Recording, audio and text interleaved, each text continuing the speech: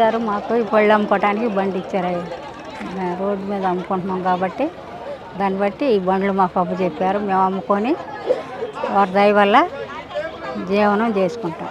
చిన్ని గారు గెలవాలని, కొలికిపూడి శ్రీనివాసరావు గెలవాలని, అభివృద్ధి చేయాలని మన తిరుగుడిని ఎంతకన్నా కోరేదే ఉంది. ధన్యవాదాలు. గారు మాకు పళ్ళ వ్యాపారం చేసుకోవడానికి ఎప్పటి నుంచో చేస్తున్నాం. మాకు ఇంతవరకు బండి లేదండి. మమ్మల్ని గుర్తించి ఈరోజు బండి ఇచ్చారు. పళ్ళ వ్యాపారం చేసుకోవడానికి ఏదో వారు ఇచ్చిన దాన్ని మేము సహాయంతో మేము బతుకుతాం. కేసునాని శివనాథ్ సిన్ని గారు ఇస్తున్నారు. మాకు ఇచ్చినందుకు ఆయన గారికి చాలా ధన్యవాదాలు. కేసునాని శివనాథ్ గారు సిన్ని గారికి ధన్యవాదాలు. Good morning to one and all. My name is G Durga Bhavani. ఈ మిషన్ చిన్ని గారు అందజేస్తున్నందుకు మాకు చాలా ధన్యవాదాలు తెలియజేస్తున్నాను. గతంలో మేము బయటికి వెళ్ళి ఎంతో కష్టపడి నేర్చుకున్నాము. ఇప్పుడు ఇంట్లోనే నేర్చుకునే అవకాశం మాకు కలుగజేస్తున్నందుకు చాలా కృతజ్ఞతలు తెలియజేస్తున్నాను. ప్రజా సమస్యల వద్దే మేము ఉంటాం. మీరు అర్థం చేసుకోండి. మీకు ఇక్కడ ఒక 2 సార్లు ఒక ఎమ్మెల్యే ఉన్నాడు. మరి మీ దగ్గరికి వచ్చి ఏమన్నా చాక్లెట్ అన్న ఇచ్చాడు ఎవరికైనా నాకు తెలియదు. పోనీ ఏదన్నా గవర్నమెంట్ డబ్బులతో ఏదైనా పనులు చేయించాడా అంటే అది లేదు. మేము సంక్షేమం కార్యక్రమాలు చేస్తున్నామని వాళ్ళ వైసీపీ ప్రభుత్వం చెబుతుంది. కానీ ఏ ప్రభుత్వం వచ్చినా సంక్షేమ కార్యక్రమాలు ఆగవో జరుగుతూ ఉంటాయి. మనం గుర్తుంచుకోవాల్సింది ముఖ్యంగా ఇవాళ సంక్షేమం అంటే పుట్టిందే తెలుగుదేశం ప్రభుత్వంలో. ఇవాళ పెన్షన్ అనేది పుట్టిందే మన నందమూరి తారక రామారావు గారి ద్వారా. ఆయన ముఖ్యమంత్రిగా ఉన్నప్పుడు ఇవాళ 2 రూపాయల కిలో బియ్యం కానీ ఇటువంటి ఎన్నో కార్యక్రమాలు ఇవాళ చాలా రాష్ట్రాలు, మధ్యాహ్నం భోజనం పథకం అనేటువంటి ఎన్నో కార్యక్రమాలు చాలా రాష్ట్రాల్లో ఇప్పుడు మొదలుపెట్టినాయి. మనమే తెలుగుదేశం పార్టీతోనే సంక్షేమం. అంతేకాకుండా తెలుగుదేశం పార్టీ ఇవాళ నారా చంద్రబాబు నాయుడు గారు వచ్చినాక ఒక విషయం గుర్తుంచుకోండి. 2014లో 200 రూపాయలు పెన్షన్ ఉండేది, అవునా? వచ్చిన చంద్రబాబు నాయుడు గారి సమయంలో 2000 రూపాయలు చేశారు. అంటే 10 రెట్లు చేశారా లేదా? అంతేకాకుండా చంద్రబాబు నాయుడు గారు ఉండుంటే ఆ పెన్షన్ 4000 అయ్యేది పాటి. కానీ వచ్చాడు, ఒక్క ఛాన్స్ అన్నాడు, పెన్షన్ 3000 చేస్తాడు. ఇంకా ఎలక్షన్ 3 నెలల ముందు వచ్చి 3000 చేశాడు. ఎన్నికలలో చంద్రబాబు నాయుడు గారు గెలవబోతున్నారు. మీకు జూన్ నుంచి పెన్షన్ 4000 రూపాయలు అవబోతుంది. ముఖ్యంగా బీసీలు అయితే బీసీలకి 50 సంవత్సరాల నుంచే పెన్షన్ ఇవ్వబోతున్నారు. అసలు చంద్రబాబు నాయుడు గారు ముఖ్యంగా ఆడవారి పక్షపాతి. మాకేం చేస్తారో ఏమో తెలియదు కానీ ఆడవాళ్ళంటే మాత్రం ఆయనకు బాగా ఇష్టం. ఆ మహిళలు బాగుండాలని కోరుకుంటూ ఉంటారు. కాబట్టి రేపు మేళ ఆయన కలవగానే మీకు 3 సిలిండర్లు ఇంటికి వస్తాను. అంటే అవి మాకు కూడా యూజ్ అవుతాయి. కానీ ముందు మీరు సుఖంగా ఉంటారు కాబట్టి 3 సిలిండర్లు ఉచితంగా వస్తున్నాయి.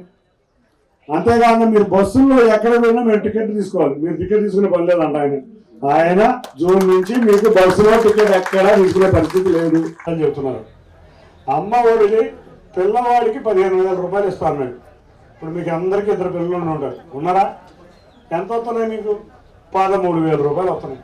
మధ్యలో కొన్నిసార్లు కరోనా ఇది పెట్టి కొంతమంది ఎక్కడ కూడా ఎగ్గొట్టాడు. చాలామందికి కరెంటు బిల్లు మీరు ఫ్యాన్కి ఓటేసారు కదా, చాలామంది వేశారు. దాన్ని ఒప్పుకోండి, తప్పలేదు.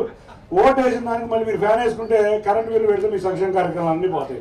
ఫ్యాన్కు ఓటు వేసుకున్నందుకు ఫ్యాన్ కూడా వేసుకోలేని పరిస్థితి తీసుకొచ్చాడు మీకు జగన్ గారు. ఇవన్నీ కాకుండా ఇవాళ చంద్రబాబు నాయుడు గారు వస్తే 3 పిల్లలు ఉంటే 45,000, 2 ఉంటే 30,000, 1 ఉంటే 15,000 వాళ్ళు చదువుకోవడానికి ఇవ్వబోతున్నారు.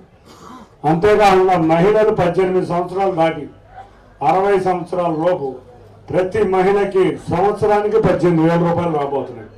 మీరు అందరూ తలపడం కాదు, మీ చుట్టుపక్కల ఉన్న వాళ్ళకి కూడా ఏమి రాబోతున్నాయో మీరు ఎక్స్ప్లెయిన్ చేయండి. ఏదో ఓట్ల ముందు ఆడొచ్చి 1000 రూపాయలు ఇస్తాడు, 500 ఇస్తాడు, ఇట్లాంటి ఆశలు పోవద్దు. మీ దగ్గర వాలంటీర్లు మేము రాకపోతే సంక్షేమం పోతాయి, మాకు ఓడైపోతాయి, ఇంకోటి పోతాయి అనుకుంటున్నారేమో.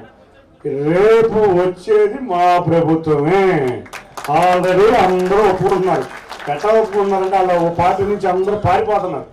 ఒక్క ఎమ్మెల్యే మిగలలా, ఎంపీ మిగలలా అందరూ పారిపోతున్నారు. అంటే వాళ్ళకి తొందరగా అర్థమైంది, మీకు ఇంకా అర్థం కాలేదు, అందరూ పారిపోతున్నారు. కాబట్టి ఏ సంక్షేమము రద్దు అవ్వకుండా ఇందాక నేను చెప్పినవి మీకు అదనంగా రాబోతున్నాయి. కాబట్టి మీరందరూ ఆలోచించుకోండి. ఆయన కానీ పవన్ కళ్యాణ్ గారు కానీ ఏం చెప్తారంటే ఒకటే చెప్తారు, సంక్షేమం ఇస్తాం బాగానే ఉంది, మీకు పిల్లలు ఉన్నారా అందరికీ?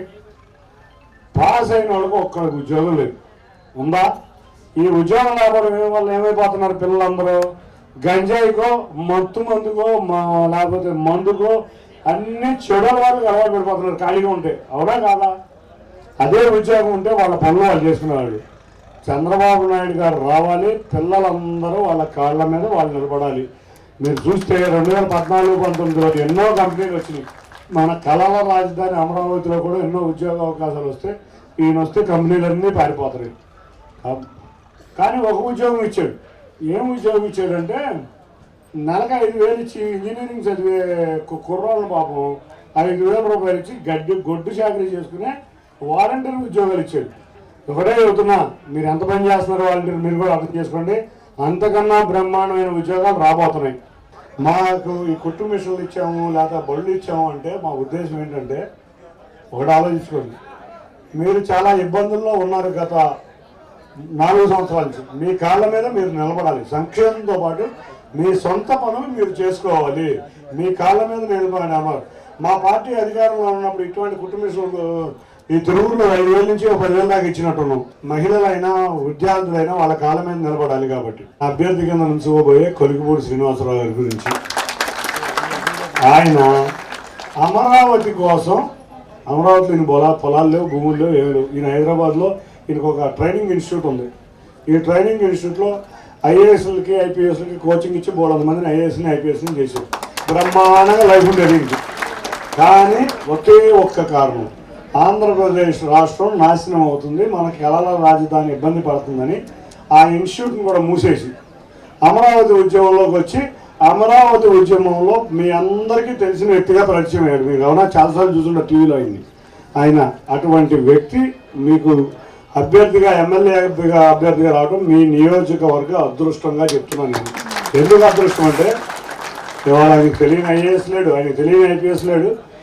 కానీ అమరావతి ఉద్యమం ఏమీ సంబంధం లేని అమరావతి ఉద్యమం కోసమే ఎన్నో వేల కిలోమీటర్లు తిరిగిన వ్యక్తి తనను గెలిపించుకున్న తిరువూరు నియోజకవర్గాని కోసం ఎంత దూరం వెళ్తాడో ఆలోచించుకోండి. అటువంటి వ్యక్తిని మనం తప్పకుండా గెలిపిస్తే మన పిల్లల భవిష్యత్తే కాదు, మన నియోజకవర్గ పరిషత్తు కూడా చాలా బ్రహ్మాండంగా ఉంటుంది.